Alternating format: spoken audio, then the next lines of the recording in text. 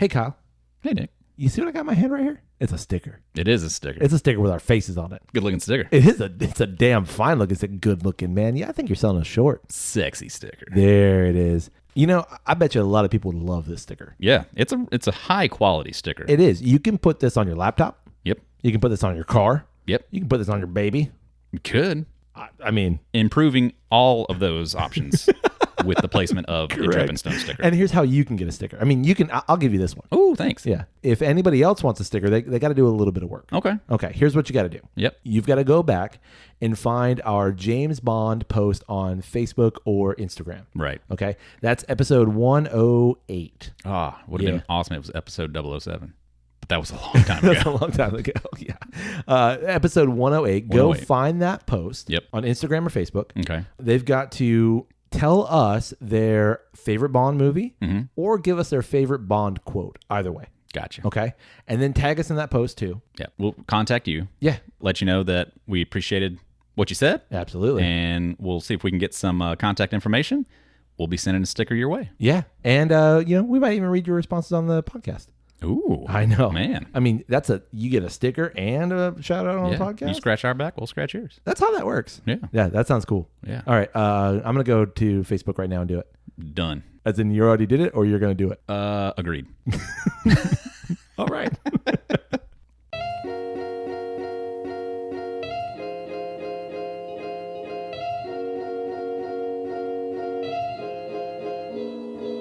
Hey, welcome to the Dripping Stone Podcast, the podcast with two friends. Raise a glass and have a conversation. I'm Nick. I'm Kyle. Hey, Kyle. Hey, Nick. Before we get started this week, we've got a question from a listener. Oh. I know. This comes from Alex. I don't know where Alex is from. Me neither. Do you think Alex is from Antarctica? Could be. Could be. I mean, nobody's from Antarctica. Interesting. Yeah. I don't know. I don't either. Can we say that? I mean, we don't know that for sure, but it's a possibility. It is a possibility. Could be from Antarctica. He may Maybe- have written that from Antarctica. That is we very don't know. true. There are probably ways to find out, but we don't know those ways. We don't know. Well, we can find a guy who can find a guy. Okay. I mean, that That's sounds a lot like of work. a lot of work. That's a lot of work. I don't know if I want to do that. All right, so the subject is Crowler and Growler. And Alex says, hey, Nick and Kyle. Hey. 3 exclamation points. Awesome. That's very emphatic. I like the enthusiasm. I know. Enthusiasm? Enthusiasm? Enthusiasm. Actually, okay, I do know where Alex is from. Okay. I should have read the second line first. Bummer. Alex is from Michigan. Okay. It says greetings from Michigan. Oh, hey, Michigan. This is the first time I've read this, so there you go. we're figuring this out together. He says, greetings from Michigan. So I recently bought a growler from a local brewery. Shout out to all the amazing local Michigan breweries. Yeah, absolutely. Yeah. I don't know any off the top of my head. Me neither, but I would like to. Yeah. Which begs the question, Alex, why aren't you sending us beer? Yeah. Leave a suggestion. Sure. We'll reach out to them. Tell them they should be sending us some beer. So I recently bought a growler from a local brewery to share with friends at a Halloween party. It was enjoyable, but it got me thinking about crowlers and growlers and what your thoughts on them are. May your glass overflow and your ass never show. Alex. Thanks, Alex. Yeah, Alex. That's a good question. I've got some thoughts. Okay. You want to start? I can. Start. Okay. Fire. I like beer. Indeed. Beer is good. Good comment. Beer is best right from the tap. Okay. With that being said, I'm not opposed to cans, and I'm definitely not opposed to bottles. Okay. But I think that, especially if you're getting it from the brewery itself, right from the tap is probably going to be the way to go. Sure.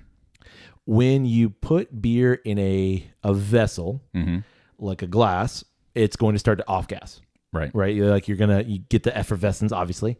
If you're doing it in a growler or you're sealing it in a crowler, if you don't know what a crowler is, it's like a 32-ounce can. It's a big boy can. That's a crowler. That's the crowler. Yeah. The growler. The growler. The growler is like the glass jar, or like I have a Stanley thermos one. You've seen that. Yeah. Regardless of what you're doing, like you're putting it in there. Yes, you're sealing it, but it's going to start to lose some of that carbonation pretty quickly. Right. Like I don't know what the standard is for like keeping beer in a growler, but I do know you've got a limited amount of time. Sure. So if you're not going to drink the beer that day or like maybe the next, it needs to go down ASAP. It really does. Yeah. So like growlers are great to take beer from a brewery, which everyone should. Go to your local brewery, grab some of their beer, like support your local brewery. Absolutely. Indeed. Take it home and drink it right away. Yeah. That's my thoughts on growlers and crowlers. Yeah, I enjoy them, like especially if like it's a party setting, you're going Right. somewhere, you know you're going to have some more than one anyway. Exactly. Absolutely. And if you're bringing a large vessel, you can pour a glass for a buddy, all the better. Yeah. That to me that's the time and place for them. And I didn't know I was so confused for such a long time of like, is it growler or crowler? I feel like I'm saying something wrong, and I didn't realize they were two separate things. Yeah, that like one is the sealed can, one is the kind of resealable container. Right. Until we went to Grove Roots when they were super awesome and hooked us up with some crowlers. Yeah. Yeah. That I realized, oh, it's two separate things. Right. Thanks for the confusing, very similar words for two very similar items. Right. But yeah, no, totally a fan of them. Oh yeah. Anything that's holding beer, I am for it. Yeah, me too. And I think you bring up a really good point about like the party situation. If you're going to a party, and I mean, bringing a 6-pack of beer is always a great idea. Bringing 12 packs even better. Yep. But if you get a couple of growlers or a couple of crowlers, and you crack them open and people can try a bunch of different things, I think that's even better because you get to have multiple types of beer. Totally. And wouldn't you say though, like the life of the crowler is going to give you a little bit more time than the growler? Yeah, I mean, like not once it's opened. Oh yeah, well yeah, neither one of them really, right? Yeah, Like, yeah. neither one of them once it's open. Once it's open, you're ticking time right there. But I would just almost think that the crowler being sealed the way it is, For sure, is gonna hold in the. I would say like that's a good point. The Like gas is a little bit longer. If you can figure out a way to keep the beer cold, because beer is something that this is also maybe a good point too. Beer is alive, quote unquote alive, with the sound of music. Yeah, sure. Beer is alive with the sound of music. Yeah, did you like that? I did. Thanks. I worked hard. Baritone. Was it? I think so. Definitely wasn't soprano. Right. You are all about that bass though. No triple. If you go to a brewery, you want to keep that cold. If you can find a way to keep it cold, like I don't see why something in a crowler couldn't last, several days, right? Maybe even up to a week. But once you pop it, ticking time. Drink it. Yeah, and then same thing with a growler too. Once it's filled, if you can keep it cold, you have a little bit of time. But as soon as you open that growler, man, you got to go quick. Yeah. Most growlers are 32 ounces, 64 ounces, something like that. So you're looking at 4 beers, somewhere in that neighborhood, right. Which is at a party, totally possible for, if you're sharing things or if you're just having fun yourself. You're just wanting to get in a really good mood. Yeah, for sure. Yeah. So thanks, Alex, for writing in, and hopefully that answered your question. Yeah, totally. I think we're both for them, but you get a limited amount of time. Yep. Hey, you want to drink something? Yeah. Okay, what you want to drink? Well, so a bottle that I picked up recently from the great state of Alabama that we haven't got to. The Highland Park Cask Strength. Holy crap. Wow. Yes, sir. I love me some Highland Park. Indeed. I have not had this. Me neither. It's a relatively new concept. A cask strength scotch. Yeah. Like we've done it. We have. We did the Lefroy cask strength. We did the Lefroy. It was a great experience. It was definitely where we felt Lefroy needed to be. For sure. It was a high proof Band-Aid. Delicious. I disagree. Disagree. Do you? I do. Band-Aid is still not something that I think is really prominent in a lot of scotches. Every once in a while, I kind of get that medicinal aspect. Maybe but it's just me. Not on Lefroy. I mean, I'm not saying I don't like great. it. I love Lefroy. Yeah. I mean, we've said this countless times at this point. Anytime you can push something into that high proof area, it tends to make it better for me. It just adds more complexity. It really does. Like you get more flavors. There's more depth, and that's my happy spot. This happy spot though is kicking in at 63.3%. Holy crap! 63. So 127.6. 127.6. No, 127. What did you say? 63 point. So 126.6. Sounds like a really cool radio station. Here at Highland Park, 126.6. That's the station I'd listen to. Yeah. They talk about whiskey. I mean, listen, okay, that's a good point. Like if we ever had our own radio show. Yeah. Highland Park, 126.6. 126.6. Wow, wow, wow, wow. What would your DJ name be? Drep. DJ Drep. DJ Drep. I mean, we wouldn't be DJs, No. We're just talking on the radio. Like, Right. we're So not, like, I guess that's a putting good up, point. music. I mean, we could. Yeah, totally. I could recommend some stuff. Yeah, be like half Frank Julie Sinatra, Andrews, Julie Andrews, and talking about- half speed metal. teaching you how to sing with the do re mi's. Yeah. Everyone would be super confused. Yeah, it'd be a really weird radio station. It would be a weird station.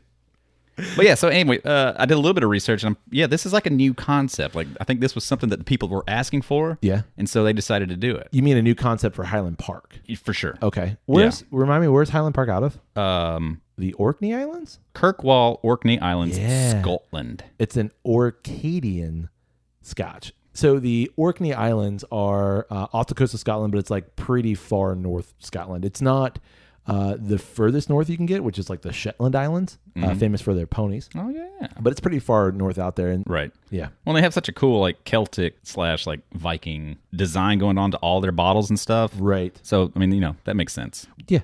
Hey. You got any bottle words? Yeah. All right. So here's some words from Master Whiskey Maker. I can't read his autograph. Chuck. Gordon. Oh. It says, casks have a huge influence on our whiskey as it slowly matures, from our fresh new make spirit to award-winning single malt. Both the type of cask and the length of time that the whiskey matures in it play their part. For cask strength, I selected and married together casks of different ages, looking for distinctive characteristics that would harmonize beautifully when brought together to create a whiskey for everyone who loves Highland Park as much as I do. I love Highland Park as much as he does. Yeah, me too. Big fan. I don't know if you can you quantify levels of love? I think other languages can. I think we suck at it in English, though. Correct. Isn't that the case for like most of it? Most of everything. For sure. But yeah, like I said, this is release number 1. Ooh. It says matured predominantly in sherry-seasoned American oak casks. Okay. Different ages. Hand-selected by Gordon Motion is his name, by the way. Okay, yeah. Our master whiskey maker. Bottled at a combined cask strength to capture the essential DNA of Highland Park and intensify each individual strand of flavor. Interesting that they're not marketing it as a sherry cask product, even though that's what it is. Yeah, well, it sounds like that might just be what they generally do for Highland Park. That makes sense. Non-chilled filtered to reveal this whiskey in its purest form with a distinctive natural haze, which I was actually just noticing that I was like, I don't remember it being hazy, but it totally kind of is. The whiskey's naturally warm and golden color is driven entirely by our casks without additives. So I'm confused. It's a single malt, but it's blended from variations. I mean, it does say single malt Scotch whiskey. Yeah. I guess it's all the same malt that's going into it, and they're just mixing different casks together. Is that right? Matured predominantly in sherry-seasoned American oak casks of different ages. Oh, okay. Yeah. Okay. So bottled at a combined cask strength to capture the essential DNA. I got you. So what they're doing is they're taking various casks of various ages and blending those together. Right. I got it. Okay, that's really interesting. So you're getting kind of a... So it's almost like the barrel itself? Yeah, well, I mean, it's still a single malt because you're not blending anything together, but you're taking the same exact distillate in different age ranges to get that product. Yeah. So there is no like, this is a 7-year product. Sure. This is a product of multiple years. And we do this in bourbon. I say we. We do this in bourbon all the time. We do this all the time. Where like, it's, you'll have the oldest whiskey in this bottle is 7 years. The Right. youngest is 4. Right. You know what I mean? Like, So you could that technically kind of put thing. an age statement on that of 7. Correct. If you wanted to. If you wanted to, right. But they're, it's not a thing in scotches necessarily. Sure. It's a thing of like a pride of being like, this is a 16-year scotch. Right. Yeah. Well, and I think too, I feel like I saw something somewhere where the idea, the concept, there was such demand for this that they kind of rushed this. Okay. And wanted to get it out there because people were asking for it. Hell, if the market demands it, you do what the market wants. For sure. So, I mean, it may have aged for 2 years. It may have aged for 5. Who knows? Sure. But, okay. yeah, they wanted to get it out there. I love that. Woo! You know what I've always found weird with all Highland Park bottles? What's that? Is that it's a twisty lid and then a cork. You're right. Yeah, so you like, Yeah, they want to make sure that it's sealed. Looking at the top, like you can tighten it. Yeah. Really seal it. The only whiskey I've ever seen is Highland Park. Good point. Do that. Yeah. Yeah. Not that I can think of. But it kind of makes sense. Like extra security. Yeah. That is a damn fine looking pour, man. One for me and one for me. Oh, you want one too? If you don't mind. Yeah, go ahead. I mean, I can have both of them. You could. Listen. All right. You said hazy. I mean, not in the glass. Okay. I think once you get it to that small of an amount. Sure. But the bottle itself, like I can see okay. haze, like I can see what you mean. little cloudy that I wouldn't say I would normally not notice. quite like super filtered. Yeah, I mean, we're not talking about like a hazy IPA that you can't see through it. Yeah. It's just got some cloudiness to it. I would say like just a little lighter than golden. Maybe like not quite straw, but somewhere in between gold and straw. Sure. Dark for a Scotch. You're not wrong. You know? Yeah. I mean, it's like a darker Scotch. Yeah, I agree. Because Scotches tend to be on the lighter side. Sure. Especially when you're in that 80-ish range. Right. But I'm not surprised by the fact that it is darker because we're adding less water.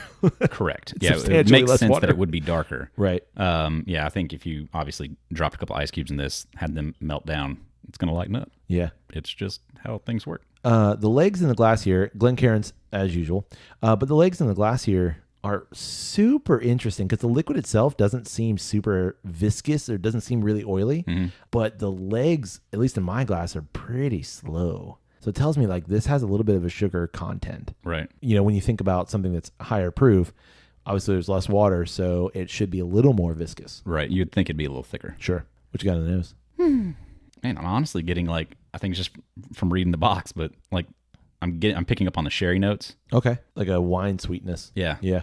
I'm getting like hayfield. Like walking through a wheat field kind of thing. Right. But not like a dusty wheat. Like a honey soaked wheat. Like a honey. Just the Hey. whole wheat field just got. You out of my head. Sorry, man. I was literally. There's room for two up in there. Listen, there are too many people in here. You gotta ain't room for two. I mean, it really does. Like, there's a really nice like depth to the sweet. Yeah. You get like a dark honey. I'm not thinking like an orange blossom honey, but like a sourwood honey or something like that, like a complex honey. Yeah. That's what I call my wife. Complex honey? Complex honey. That's what you call her or that's what you tell her? That's how I describe her. You complex, honey. Got it. She'll never know. She's not listening to this. Getting some of that oak Yeah. on the back end of it. There's I don't generally think of Highland Park as a super peaty scotch. No. I don't even think like just a hint of but it. it's like a whiff. Yeah. Yeah. And there's a little bit there. It's like if you were to like walk by a campfire, but like it's like a month-old campfire. It's like but it's like 100 yards away. right now. I'm not kidding. Like that's exactly it. Yeah. It's just like a Somebody's got a fire going. yeah. 6 months ago and 100 yards away. But what I mean is like it's there. There's like it's just a whiff. Yep. That's a delightful nose, man. It really is. It's everything I want in a Scotch nose. I haven't nosed a Scotch in a while, and that's just gorgeous. We've said this before, but let's call Bath and Body Works. We'll get our people on this. Yeah. Can I get a Highland Park candle, please? Cask strength. Cask strength only. Right. Please. All right, I'm going in. Okay. Woo! Hold on. Jesus. Yeah. That is a punch in the throat. Yeah. It's the first sip, though. I mean, I expect that of high proof. It's a Scottish hug. I can feel it like just enveloping my stomach. Just whoa. My kilt's riding up a little bit. Hold on. Burnt a hole straight through. Just drip right out the back. That's gross. No, sorry. You want a towel? Woo. All right. So first sip done. First sip was it's all proof. drinking gasoline. It really is. First hits my palate. Yeah. It matches the nose exactly.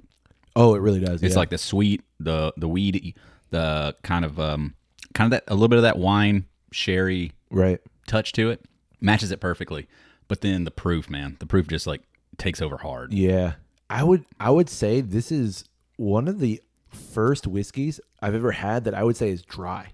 Like this feels like, you ever had like a really crisp, dry white wine? Sure. And you're like, whew. Yeah, the back end is all oak. Yeah. And that kind of tanniny grabbing on the sides of your tongue. Yeah. Across the middle of the palate though, I get just sweet. Like a really like nice rounded warm sweetness.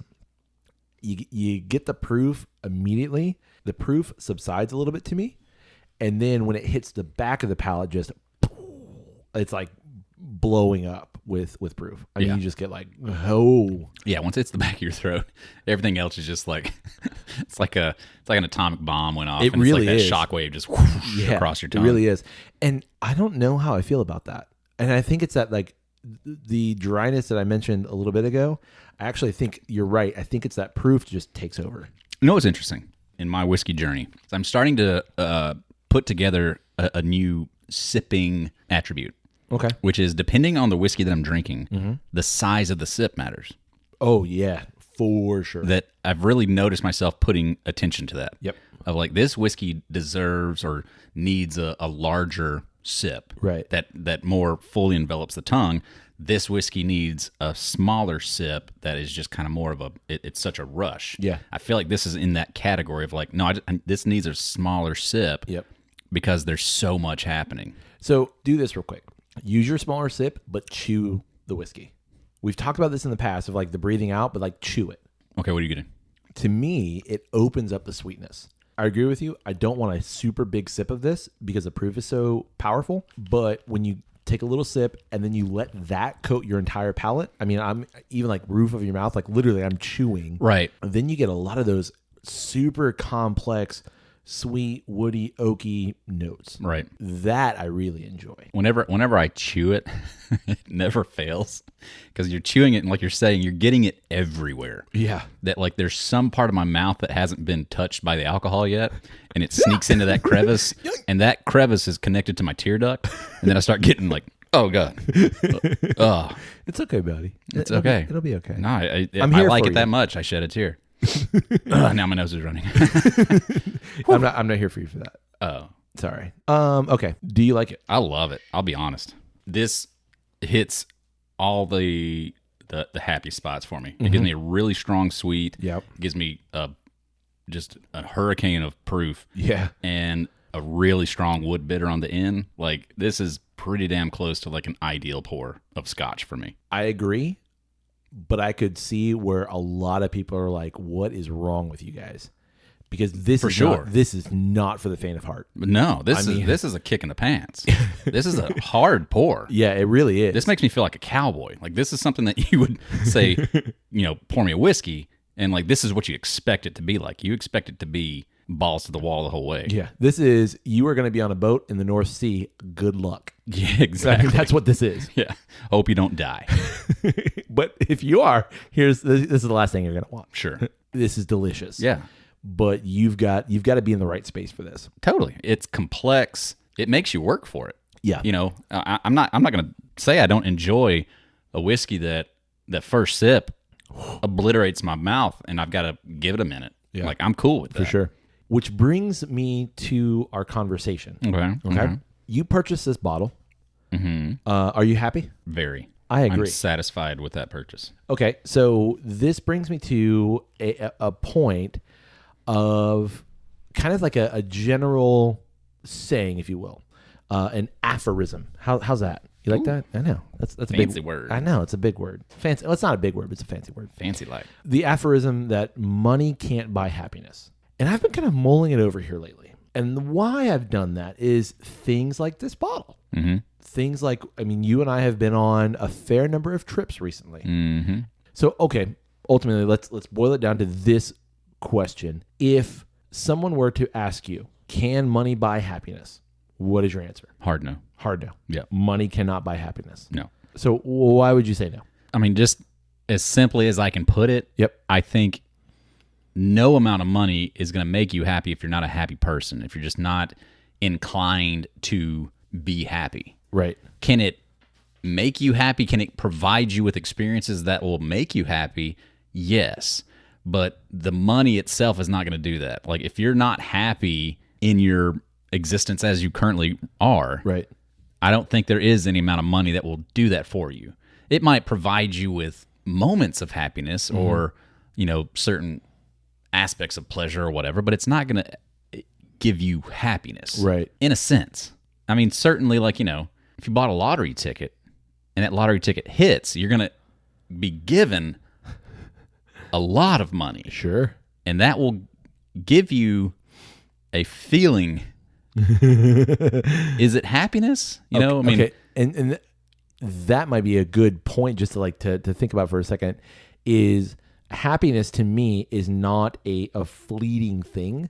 Happiness is something that is more long term. Mm-hmm. And what I mean by that is, I'm hungry, I buy a cheeseburger, I am satisfied. Mm-hmm. That does not equate to happiness. Like I might be happy in that moment that I am no longer hungry, but that is not happiness. Happiness is something that is spread out over a longer period, and it's more of a to avoid, I mean, kind of the hippie-esque thing. If happiness is a state of being, whereas there are things that make me happy. Does that make sense? Happiness doesn't happen in moments. I think it's a That combination first of bite moments. of that cheeseburger. Yes. Yeah. No, I think I'm that, so happy right now. and that's it. Like, okay, so we're constantly looking to fill this void, if you will. Right. We're constantly looking to things to make us happy. Right. Individual things will make us happy for a fleeting amount of time. Right. You know, I am hungry. I crave cheeseburger. I get cheeseburger. I am now happy and satisfied for the moment. But in about 4 hours, I need cheeseburger again. Right. Kind of thing. Like, You're very, very Frankenstein. You need cheeseburger. Caveman. I need cheeseburger. Give me Fire bad. Me need cheeseburger. But it's fire fire good. to make cheeseburger. Shit. Conundrum.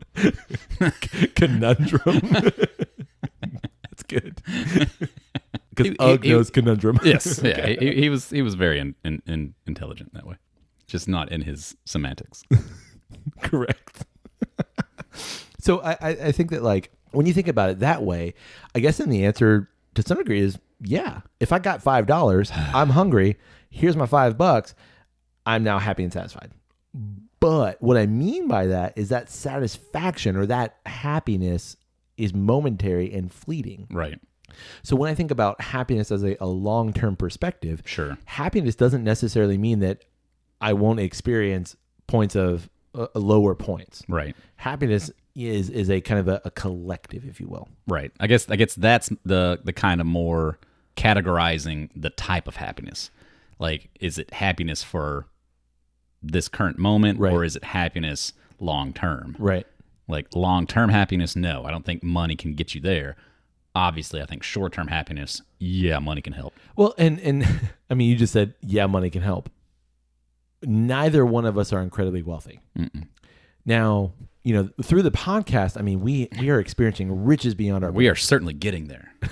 Like, heads up, Mr. Musk. I call him Elon to his face. Elon Musk. Elon Musk. Neither one of us are extremely wealthy. Mm-hmm. I mean, we know people who are wealthier than we are, but we also like know people who are wealthier than we are and are way more unhappy than, you know, we perceive ourselves to be. Granted, yes, that is all relative. I mean, that Sure. is, to quantify someone else's happiness is nigh impossible. Sure. But you've also seen those studies of, like, you know, where the poorest people in the poorest country are the most happiest people on earth. Right. Those kinds of things. Or you know? you have a country like Denmark who their taxes are higher, but it's because, I mean, not just their taxes are higher, higher taxes do not equal happiness, but it's because they're putting a lot of stock into social programs. Sure. Putting a lot They're of stock. investing. They're investing in themselves. In their culture. Yeah, Yeah. they're investing in the country as a whole. I mean, they have, you know, longer maternity and paternity leave. They have vacation periods. Like, they're investing. They're more, investing in happiness. Right, they really are. Well, and that's interesting because, you know, when you think about the American perspective, it's almost like, what can I achieve versus, and I don't know the Danish perspective necessarily, but it seems to be a little more insular. It's not worried about, like, I've got to get myself out there. I've got to climb this social ladder. It's more of, I want us collectively to be happier. Right. And that is where I think the adage actually breaks down.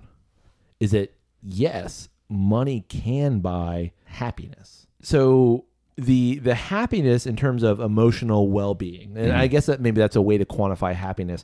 But there's a study from 2 Nobel laureates, Daniel Kahneman and Angus Deaton. I think I'm pronouncing that correctly. Nailed it. And they basically, thank you, they basically found that emotional well-being rises with income. So to some degree, yes, money does buy happiness. Okay. If you're thinking about happiness as an emotional well-being state, which is what I think both of our arguments were earlier. Okay. However, that actually only tends to happen up until about $75,000 a year. After that, pretty Starts much going the other way. not going the other way, but it pretty much flattens plateaus. out. Yeah, it Gotcha. pretty much plateaus. They're like somewhere around that $75,000 a year mark, and they don't necessarily say. I think it's like by individual, but somewhere around there is where it kind of tends to level out. Sure. And Man, I have so many questions about those figures. Do you have a year? I do. This was 2010, so this was 10. This is a decade old. Right. Yeah. So that their study's a decade old. I think that hurts it.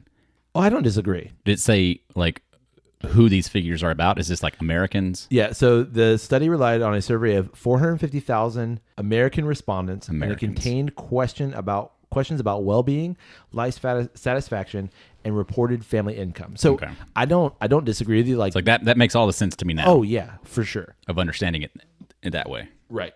Because I think culturally, the importance of things, like what brings you happiness, can shift so much from culture to culture.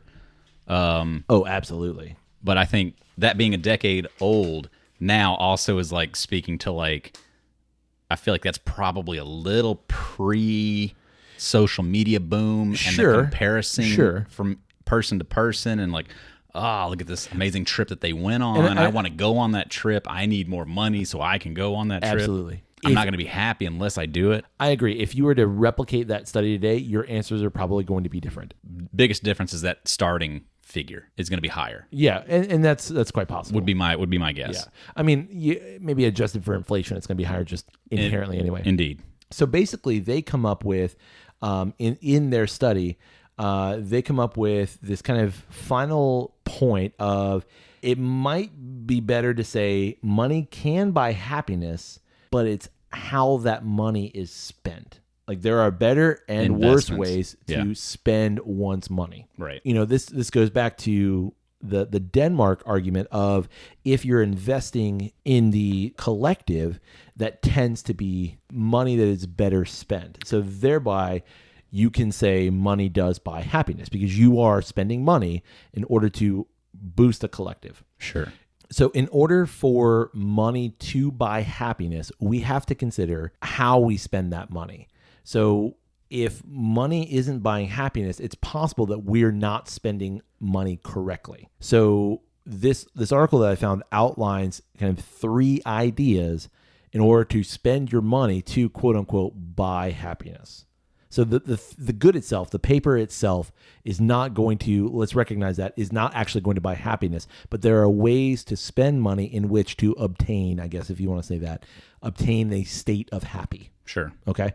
So those 3 ways are buy more experiences and fewer material goods, use money to benefit others rather than yourself, and buy many small pleasures rather than fewer large ones. I agree with the first 2. The third one, I got a little bit of an issue with. So let's start with number 1, buy more experiences and fewer material goods. Okay. So that to me sounds more like, take a trip over buying a new TV. Sure. I totally agree. I agree with 100%. Yeah, I agree with that hard. I mean, I think it also comes down to spend money on a great dinner, not on an iPhone.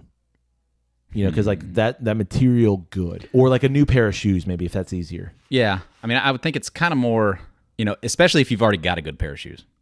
Or if it's just like an update to a thing, you'll be fine with that one. But like, man, how many opportunities are you going to have to go to this place?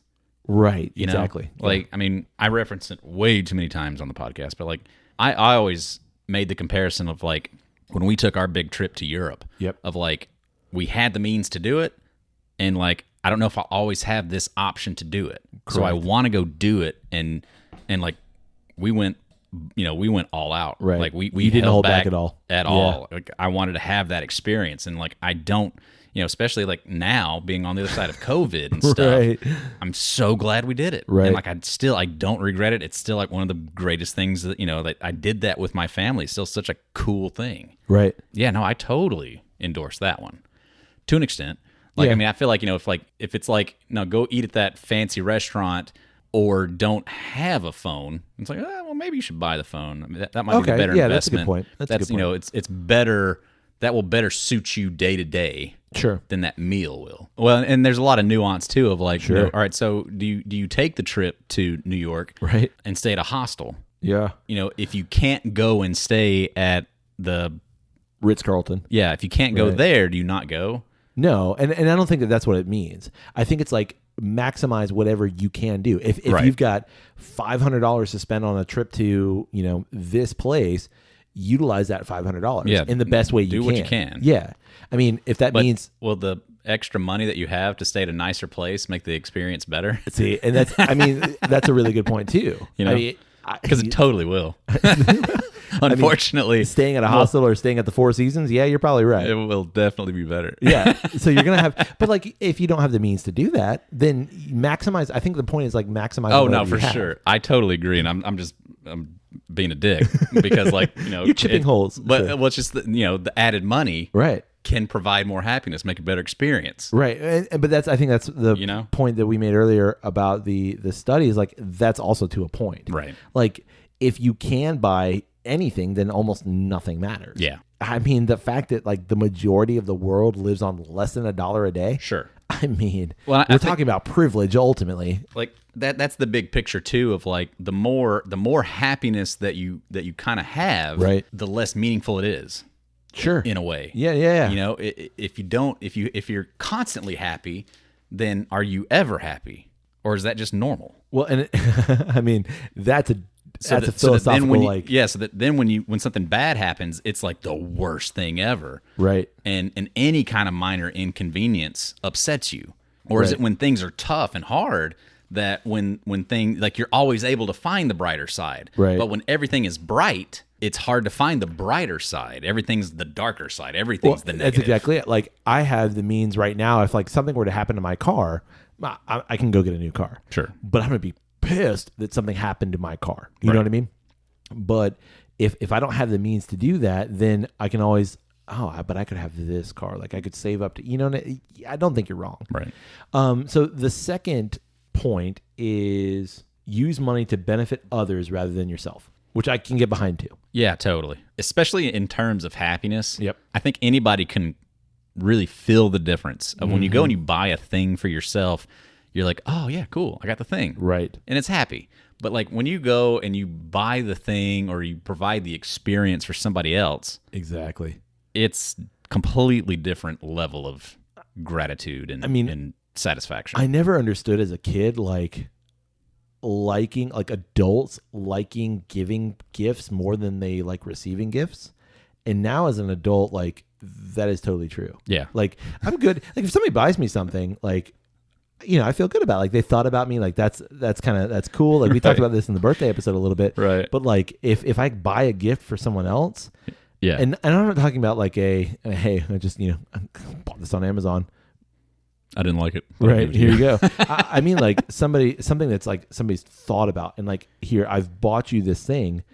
It actually increases my happiness more than probably it even does the person that I've given the item to. Right. Exactly. But I think that this also is remarking upon like donating and giving of money to charities, giving of money to causes that you believe in. And I think that's part of it too. I think it's good to be able to see the other side of it though. Yeah. To see how it's affecting. Like Sure. just giving to a charity or something. I'm not saying like I'm not speaking against that. Like, obviously like that's a great thing to do. But, it's also kind of like, all right, well, I did that. Yeah.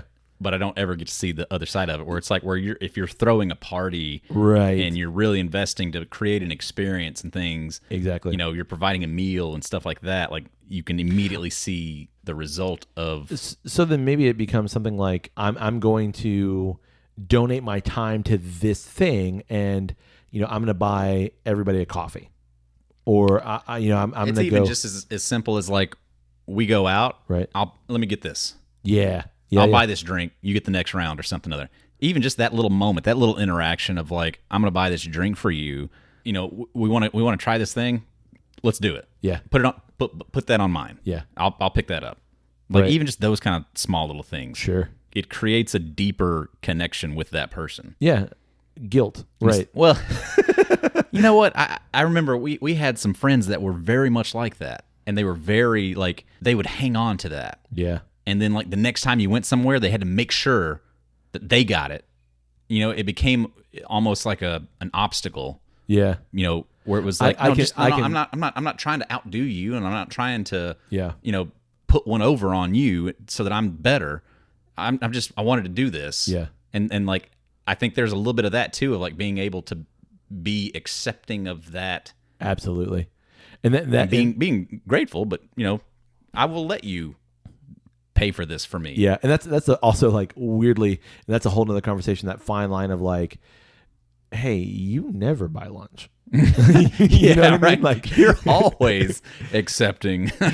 Yeah, because I've had you friends don't never offer. I've had friends that have used that before. Like, Yeah. you know, I'm accepting of all the gifts that come my way. Okay, sure, but you never buy lunch, asshole. Yeah. Like you can buy the burrito once Right. in a while, right? Yeah, no, I think I did the last 5. Exactly. Weird. So then the third one is buy many small pleasures rather than fewer large ones. And this one I actually take issue with, and your tells me that you do too. Same, yeah. And I think this is what it means. Rather than buying, I don't know, a candy bar every time I go to the grocery store, I will buy a nice meal, or I will buy the phone that I want, or something like that. So I think it's that like that delay of gratification, I think is actually a positive, because buying all those small pleasures, like you're just constantly in that like reciprocal kind of state of like, in order to be happy, I need to spend that $1.50 on a Reese's in order to be happy. Right. Every single time I'm there. Right. So I think to me, that can be a dangerous thing. I agree. I think the restraining oneself and being more disciplined Yep. in the moment, in the short term or in the long term, and then rewarding oneself for your dedication Yeah. can be way more powerful. I think so. You know, every day I go buy a $10 Starbucks, but if I hold that for a year, Right. and the money that I saved, I go on a trip, Yeah. I think it's going to be way more impactful long term. I agree. And be way more rewarding. And that's not to like eschew buying, you know, small things that do give you some version of happiness. Sure. But like, yeah, you could use like the situation of what is going to be more meaningful, buying a $10 Starbucks, you know, meal coffee for the next, I don't know, year, or buying, you know, that maybe once a week, saving up that money that you would have spent for a year, and then going to Starbucks headquarters in Seattle and like having that experience. Having a cool experience. Yeah. Like, and then you go and you have coffee at a great coffee shop in Seattle that's way better than anything you ever got at Starbucks, and it blows your mind. Right. Yeah. Yeah. Having done that, I agree. Correct. But that's just it. So like, you know, that's not saying that, you know, don't engage in those small acts of happiness, and you know, it's all balance. Right. What would make me happy is this kind of coffee. I'm going to buy it. Cool. Right. Yeah. I think what you were saying of like, it's like a slippery slope Right. of, oh, okay, so now I can, you know, it's better to do a small one. So I'll just do small ones every day. And that's exactly it. And then it becomes an excuse almost of like, well, I'm just, you know, that's a small thing. Right.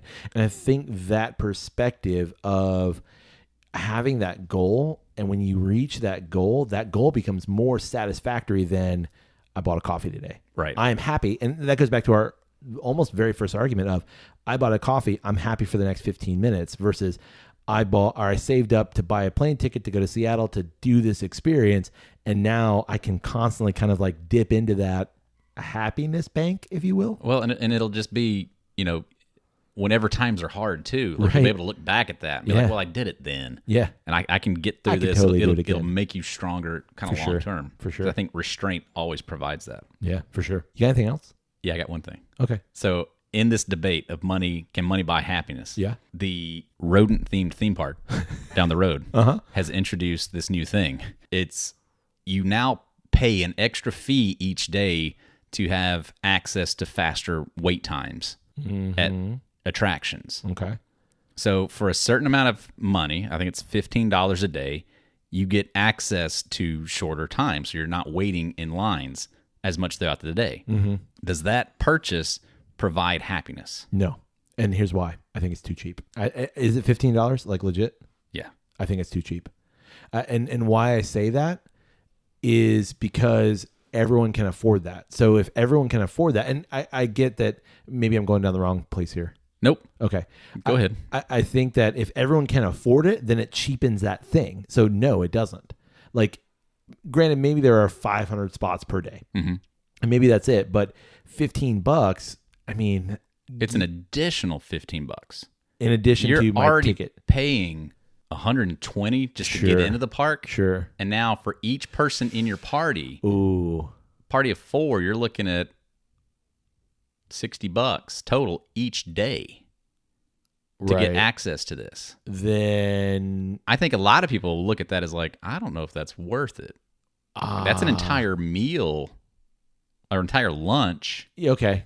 I mean, maybe my perspective, and a $15 meal for each one of us. But I guess like the question then becomes like in this case, and maybe this is again too far into it, but like how much faster? Is it 15 minutes off my time, or is it like I'm literally getting a fast pass? Well, see, I think that's where it starts to get maybe not. Like, right. First of all, I don't think there's anything wrong with waiting. No, like I agree. If it's an hour, I mean, we didn't have that option 20 years ago. So like, I look at it as like, we didn't even have Fast Pass back then. So you just had to like, if I want to ride Splash Mountain today, I've got to wait in line 3 hours to do it. Well, and you think about like a lot of those rodent-based theme park lines are part of the story that then enriches the ride itself. Sure. They've gotten really good at that. Right. Where I actually don't want to miss the queue because the queue's interactive and adds to the experience. Oh man. So I don't think there's a like a one size fits all answer here, but I think that like on one side, $15 a day, $60 for my family over the course of 4 days, and I save half an hour in a line, totally worth it.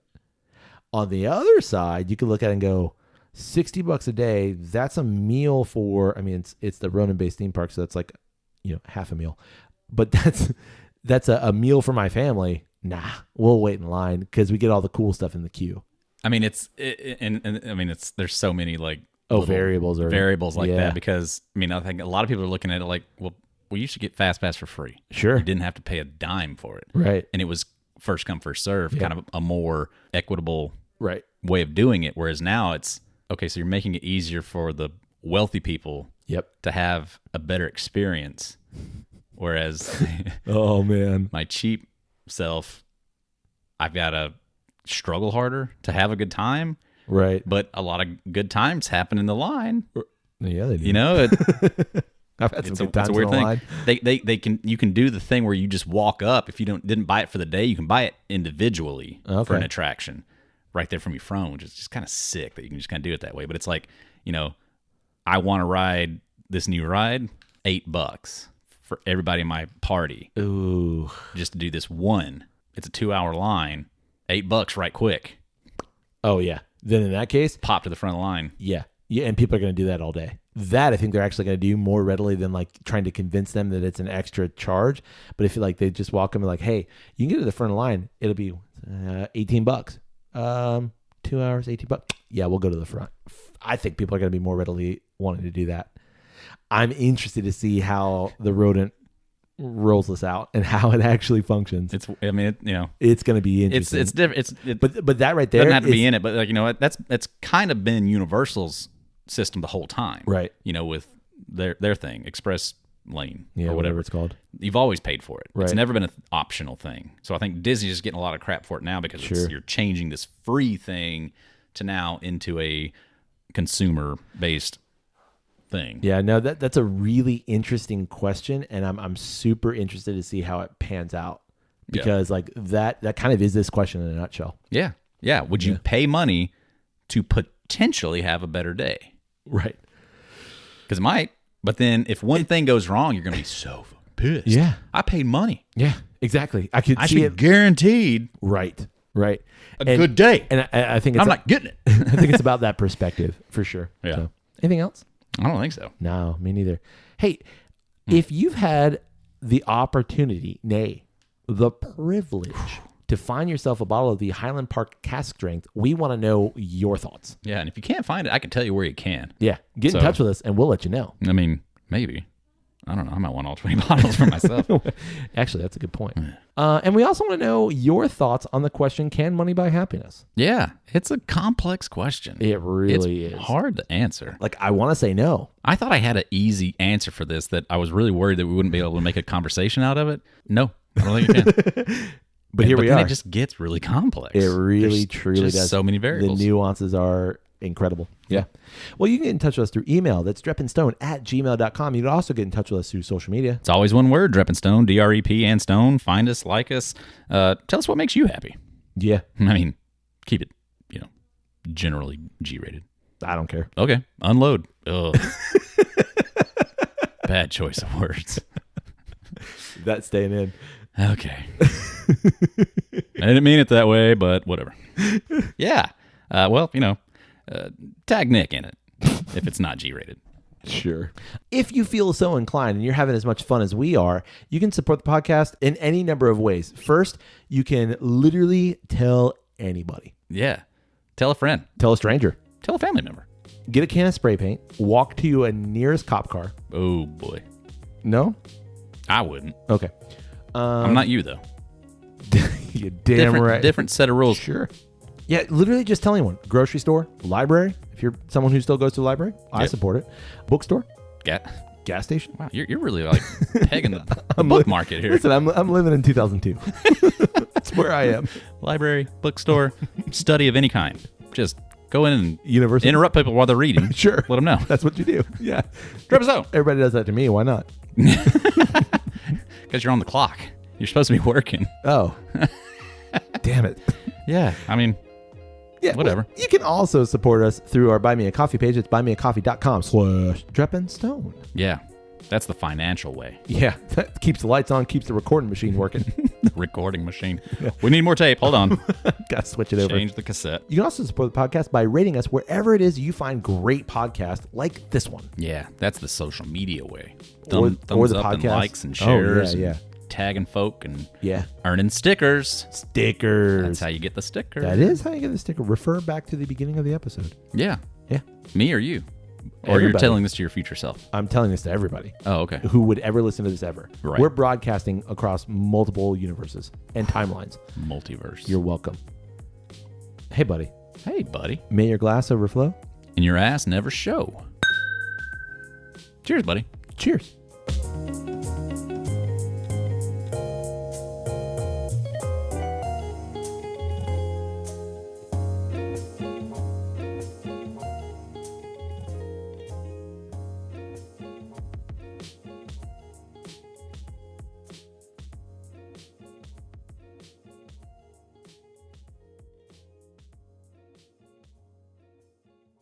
Hey, welcome to the Nice. Thanks. I learned that language yesterday. What is it? Yes. Huh. I like it. Do you? It's impressive. You gotta turn your mic on. You gotta turn your mic on. It was like melting my brain. Nuts. You know how the people can get a sticker? Probably one of three ways. I think it's just one way in this Okay, case. one way. If I don't do it, it's not real. So I gotta do it. This is called acting. Oh, I know. Very well done. So I'm gonna give you this one, Thank but I you. know Turkey is so big. I keep looking at it like, what the? My math is off. 28 beers. Not in that way. What's Man, wrong I with would you? say generously used, sir. That's not what I meant. I might have to take that out. It is crispy. I'll dip my fingers in your drink if you want me to. That could be sacrilege, but I said it. So there you go. At me. Gotta do it again. Listen, Pour it up. Hard cut. hard cut. Pass. Don't save it. Well, then they can get in touch with us and buy it on the black market. There you go. Yeah, let us have it.